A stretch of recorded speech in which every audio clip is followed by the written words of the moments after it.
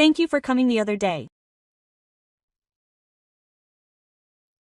There is something I absolutely must tell Ako's father, Futoshi. What is it? The head of the department placed a single document heavily on the table. Attached to it was a copy of the death certificate for his ex-wife Mariko. Well, I'll deal with this properly from now on. Mariko is my daughter too. My name is Masashi Futoshi, and I live with my daughter who will soon be 5 years old. Wake up, Dad. It's morning already. I slowly opened my eyes, rubbing my eyelids at the sound of a voice in my ear. The morning light filtering through the lace curtains softly illuminated the dim bedroom. The owner of the cute voice that served as my alarm clock was my daughter Noriko, who was full of energy again today. Ah, just 5 more minutes. No way. I have to practice for the nursery school play, so hurry up. Toriko, who was sitting up in bed, had already changed. Sorry. I'll hurry up and make dinner. Okay. Riko held out her small hand. I took it and stood up from the bed. The cold floor makes me feel a twinge of unease, but my heart is warm and cozy. I realize once again that this little existence is my entire life. My wife and Haruko separated when she was only 3 years old. It's not that either of us was at fault. We just kept drifting apart and grew tired of each other. Papo. The warmth of her little hand as she clung to me and said that at that time. I don't think I'll ever forget it. It smells good. I'll have a runny egg, please. Oh, if that's what Princess Koheim wants, I can't help but listen. Riko comes over to me holding the frying pan and stretches to peer in. Papa's fried eggs are delicious because they're so soft. I love how soft they are. No matter how busy I am or how little sleep I get, these words make it all worth it. Preparing for nursery school, making lunchboxes, and the mountains of laundry are never easy, but I've never once complained. Part of it is that I don't want to worry Riko, but more than that, I love these days more than anything. Yes. Princess Ree's soft-boiled fried egg is done. Here you go. Thank you, Papa. The usual breakfast on the small dining table. Rice, miso soup, and a fried egg. Riko took a spoon and washed her face with a smile. The casual mornings I spent with my daughters, the casual conversations, were happy. But I remember biting my chest the moment she gained weight. It was my other daughter, that one. Aha was 1 year older than Riko. Unlike the gentle Riko, Aha was an active, curious, and laughing child. When the divorce was finalized, our economic situation was by no means good. Both my ex-wife and I were working full-time jobs, but it was difficult to support ourselves. After much discussion with a lawyer, we decided that each of us would take in one child. I was Riko. My ex-wife was Ako. It was a difficult choice for the sake of both of our happiness. For a while, we arranged to meet once a month as a group of 4. Every time we met, the daughters would hold hands, run around, and share sweets. Riko and Ako loved each other. But little by little, the frequency of our visits decreased. The first trigger was my ex-wife's job change. A change in workplace that involved moving meant that my weekend plans became unstable. It was also around this time that AKA started taking extracurricular activities. Piano lessons on Saturdays, swimming on Sundays. I heard that both were at her own discretion, It seems that things were tough financially, but my ex-wife said that she wanted to do everything she could for AKA. However, one day, she suddenly stopped contacting me. Of course, I contacted her many times. But she only replied once. Oh, she seems to be feeling a little unstable right now. I want to hold off on seeing her for a while because it upsets my feelings. That was just a faint thought. It was so one-sided and unacceptable, but I didn't try to stop her. My own life was also a struggle. I would wake up early in the morning, take my daughter to nursery school, go to work, and pick her up again. At night, I would cook dinner, do the laundry, and put her to bed. In the midst of my hectic days, I was sure that we would meet again. I think I managed to keep my head up by believing that. I hope she's doing well. What did you just say? I came to my senses when she overheard my unintentional mumbling, and I laughed it off. HMPH, it's nothing. Now, I have to hurry. Yeah. As I watched her small back leave, I opened the door, feeling as if I was gently reaching out to another void deep in my heart. One weekend afternoon, I finally took a breather after quickly tidying up the living room with the vacuum cleaner in hand. I sat down on the sofa and took a sip of iced coffee. Rico was lying on the cushions, holding the TV remote control and flicking through the channels. In the midst of all this, I heard the voices on the TV. Children who have left their parents for economic reasons or family problems. There are currently 27 children living at Hikari no Ai, a care facility for children in Chiba Prefecture. Oh, Rico has this toy too. We're the same, Dad. I glanced at the screen and saw children playing with toys. At the bottom of the screen, there was a caption that said, "What are the current status of children living in care facilities?" Girls in uniform studying, small children playing ball, their faces blurred out, but the way they lived and the expressions on their faces exuded a certain urgency that caught my eye.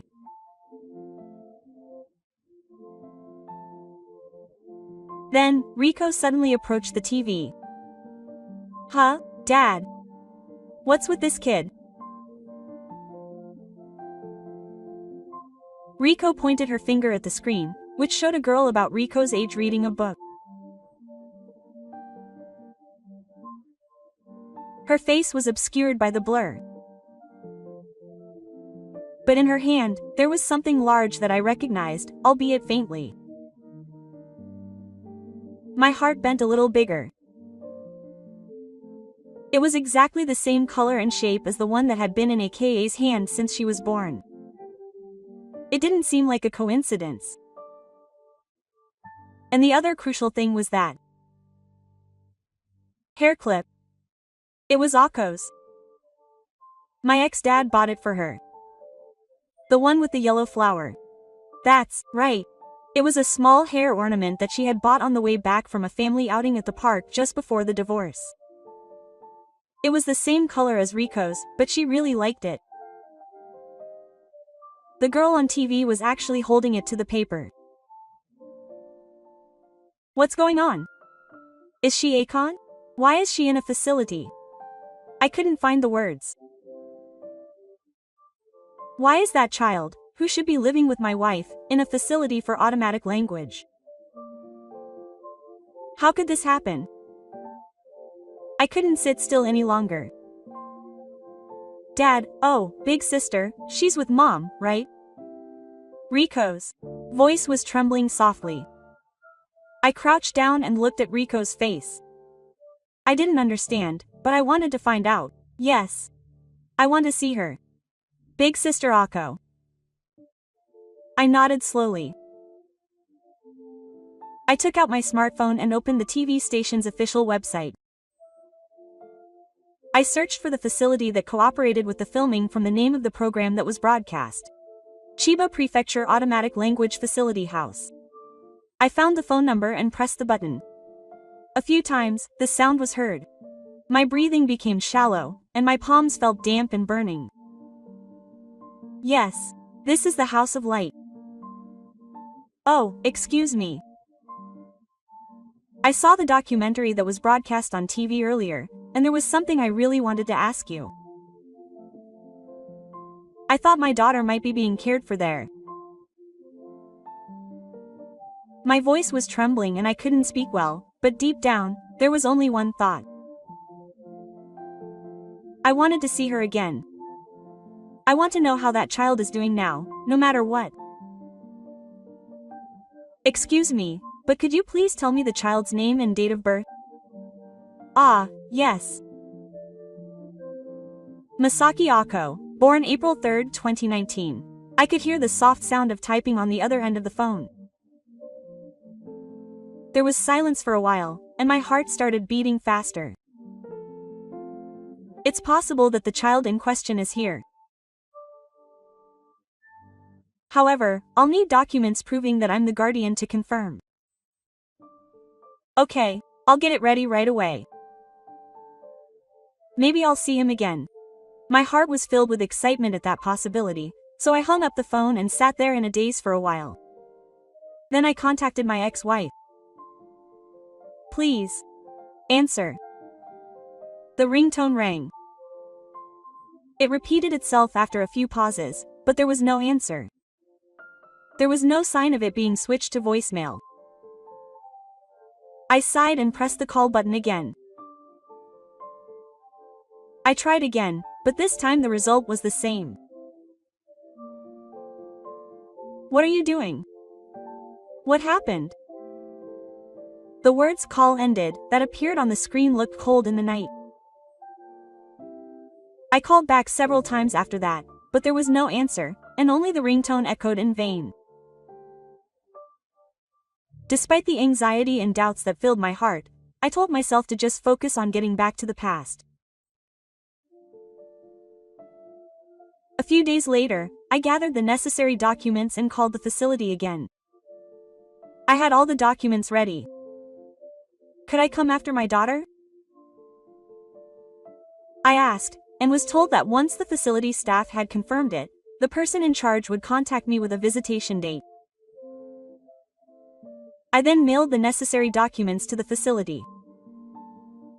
Since the family register I had submitted proved that I was the parent, it was decided that a visit was possible, provided that the person in question had confirmed my intentions. Let's go. Maybe I'll see my sister. Let's go together. Over the weekend, I took Rico's hand and visited the facility. It was the House of Light on the outskirts of a quiet residential area. The old but well-maintained building was covered in colorful flowers, and the laughter of children could be heard from inside. I was guided by the facility staff to a small room that looked like it belonged to a royal family, and we waited for about 10 minutes.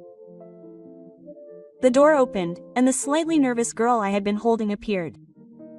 There was no doubt about it. She was definitely my daughter. In an instant, the years of emptiness turned into tears and flooded my chest. My older sister opened her eyes wide and ran up to me and hugged me. Rico-chan's face twisted in happiness as she looked at me and Rico alternately. I still don't know why she's here, but she's definitely there. That made me happy. It was a few days later that I found out why Ako was living here. I was called back by the facility and met with staff from the facility agency and the Child Consultation Center in person for a private interview. Thank you for coming the other day. There's something I absolutely have to tell Ako's father, Shida. What is it? The head of the department placed a single document heavily on the table. Attached to it was a copy of the death certificate for his ex-wife, Mariko. What is this? I couldn't help but choke up. My ex-wife's name was written as if she were no longer alive. Everything went dark in front of my eyes for a moment at this unexpected turn of events. She died? When on earth? About 2 months ago. Maki's image. I received a call from the hospital where she had been receiving treatment for cancer for several months, saying that she had passed away. She was on welfare and had no relatives, but she didn't want to contact me. The director lowered his eyes slightly and continued speaking apologetically. Before she was hospitalized, Mariko had written on the paperwork for Ako's admission that her ex-husband did not need to be contacted. Since she strongly requested it, we respected that policy even though she was not there.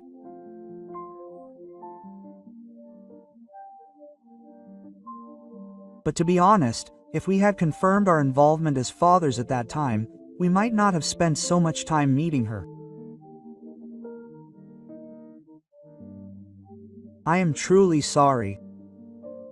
As I listened to those words, I felt a mixture of emotions. It wasn't anger. I just felt regret for not knowing anything, and the fact that she had come here and lived alone weighed heavily on my chest. You know that her mother died, right? I haven't told you yet. We were carefully judging the timing based on her emotional state and whether or not a trustworthy family member would appear. I am that family. I will take her in. She is my daughter. This time, I want to live with her. Silence fell over the room. The director and the staff stared intently into my eyes. Their expressions quietly turned into smiles as I looked at them earnestly. Okay. First, we will confirm that they are serious according to the prescribed procedures. We will proceed with the process, including filing an application with the family court and conducting interviews. If we can prove that we are the legitimate parents and that the child will be raised in a stable environment, we can take her back. Yes, I will do everything. I will cooperate in any way. I never want to leave her alone again. And then, a few weeks later, on a warm day with soft spring sunlight, I put the completed paperwork in my bag and left the facility's entrance with a small red bag in my hand. After discussions with the facility, I was officially given permission to take in Red. Next to her, Riko was running lightly, as if her heart was racing at the prospect of a new future. It seemed like both of them were feeling the joy that the day had finally come when the sisters, who had been separated for a long time, could finally live together. Oh, big sister, I want some sex when we get home. Or curry. Either curry or stew would be good. Either would be good. I quietly narrowed my eyes at the sight of the two of them snuggling together. I will never let them be separated again. I was about to pass through the gate, vowing to myself. Excuse me, a cheerful voice suddenly came from behind me. When I turned around, a woman standing outside the gate was waving. Huh? There was something familiar about the approaching figure. Minami ran out and hugged the woman. Wow, it's been a while. You're doing well. That's good. I was wondering if I'd be able to see you. Did Maruyama Minami remember you? I'm happy. Yes. It's Maruyama Minami, who gave the speech at my wedding. It was the wedding with my ex-wife, after all. She was the one holding the microphone and laughing at that time. I work near here now, and because of Mariko, I really wanted to see Ako. Minami stroked Ako's head and then turned to Riko. You're Riko, right? I met you when you were a baby. Don't you remember?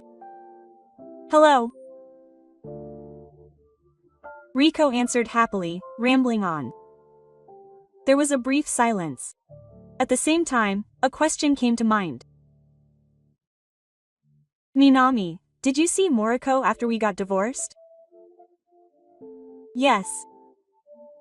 When Mariko got sick, she shaved her hair, took care of Ako-chan, and called her almost every day. I told her many times that she should contact you too, but she kept saying it until the end. She was divorced, so she couldn't cause any trouble for her. She said she would protect her. So that's what she meant. Moriko was a stubborn person, so she couldn't rely on anyone, and when she endured until the very end and it was decided that she would be hospitalized and Ako-chan would have to be put in a facility, she was deeply depressed and blamed herself. But she was concerned about Ako-chan, and of course Riko-chan, until the very end. I took a deep breath. From her words, the image of my ex-wife gradually began to take shape. If you don't mind, would you like to have dinner with us after this? I'd like to talk to you a little more about Mariko. Yes, I'd like to hear about it too. Sure. We went to a family restaurant not far from the facility and sat at a table by the window. The children smiled happily as they ate their children's lunches that were brought to them after a while, and Mi-san looked at me with a glass of water in her hand. Ako-chan and Riko-chan really are good friends. It seems like they've been together a long time. Huh. But I think if I had been more careful, this might not have happened. Minami-san frowned slightly and spoke carefully. Futoshi-san, don't blame yourself so much. Everyone has times when they can't do anything. No one is at fault. Mariko and Shota-san were just a little clumsy. They looked at me with troubled eyes, but without any seriousness. I quietly looked at the children, searching for the right words. From now on, I'll face them properly. Akomori-chan is my daughter too. They both smiled when they heard what I said. I wish Mariko could have heard that too. But I'm sure she's relieved. That was when it happened. Mi-chan. When is mom coming home? Is she still sick? The conversation stopped for a moment at those words. I'm sorry about that. It's an important matter, so I'll talk to you about it later. Let's all have a fun meal together today. Okay. Okay. Hey, can I have dessert? Of course. I'll treat you today. As I watched the two of them enjoying their big dicks, I thought about what was to come. The time I lost can't be brought back, but I'll make the time I have from now on with my own hands. That's what I decided in my heart. The fun mealtime came to an end. After leaving the restaurant, we were on our way to the station. Hey, I'll see Mi-chan again. Do you want to see her again? When the two of them looked up, Mi-chan smiled gently. Of course. I want to see her again too. Is that okay, master? Of course. Please play with her again. They took out their smartphones and exchanged contact information. The children happily held hands and bounced around in joy. Let's play again, both of you. How about we go to the park next time? Yay! I'm looking forward to it. But then, I realized that I still hadn't told the children about their mother's death, and my heart ached.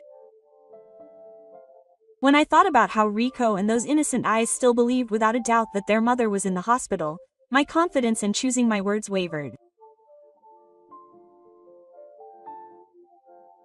Just thinking about when and how that time would come made my heart sink.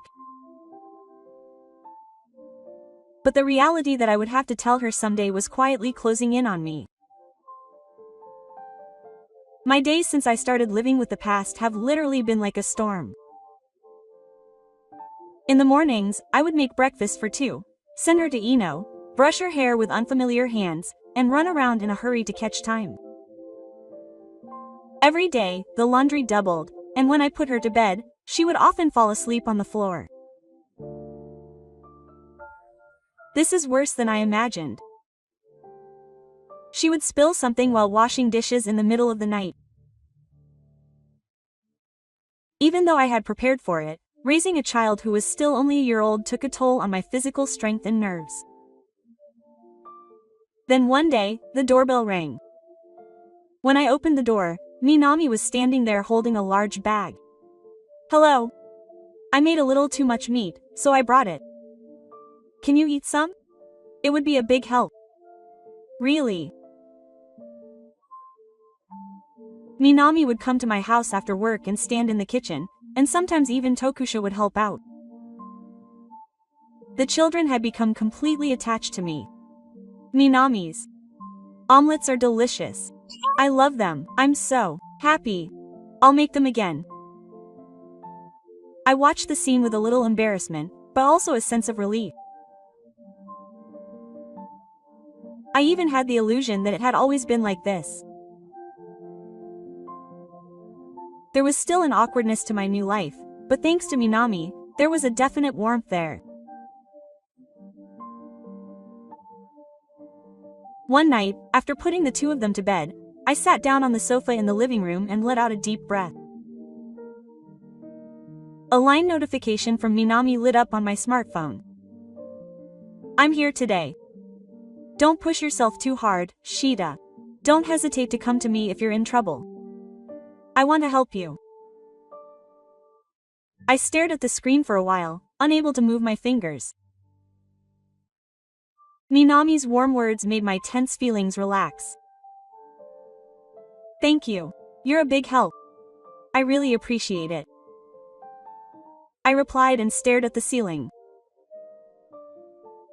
There was something I hadn't told Atori yet. About my ex-wife Mariko.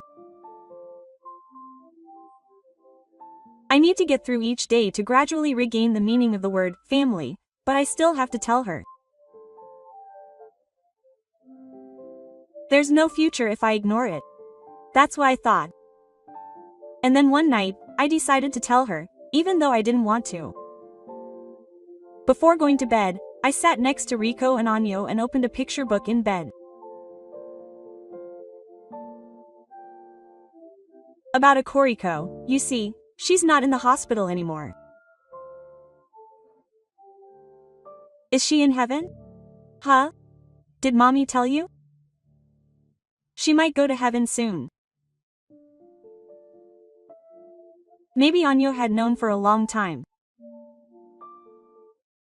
Mommy wouldn't come back. Mommy won't be able to see her anymore? Riko's eyes were quickly filling with tears that were about to spill over. Yes.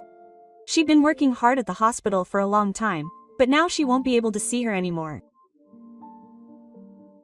There was silence for a while, but the two of them started shedding tears, and they were burning in my heart.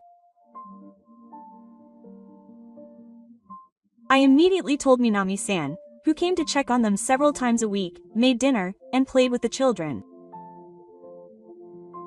I was finally able to tell them the truth. Minami-san was worried about how the children would feel after learning of their mother's death, so she rushed over right away. And she kept patting the children's backs as they sobbed. The children loved Minami-san's kindness, and they always smiled when they saw her. I love Minami-chan. Come and visit again. Yes. I'll come again. As I spent those days, I gradually felt the void in my heart fill. Minami-san is a lifesaver. We're like family now. Minami-san's face turned bright red at my words. And Futoshi-san, I want to be a place where you can vent your frustrations. Together, we want to create a place where Ako-chan and Moriko-chan can all return home with peace of mind. Minami-san. I couldn't say anything as her words quietly seeped into my heart, just moved. Since then, she's been coming to my house almost every day in between her busy work schedule, and she's even been helping to pick up and drop off the kids.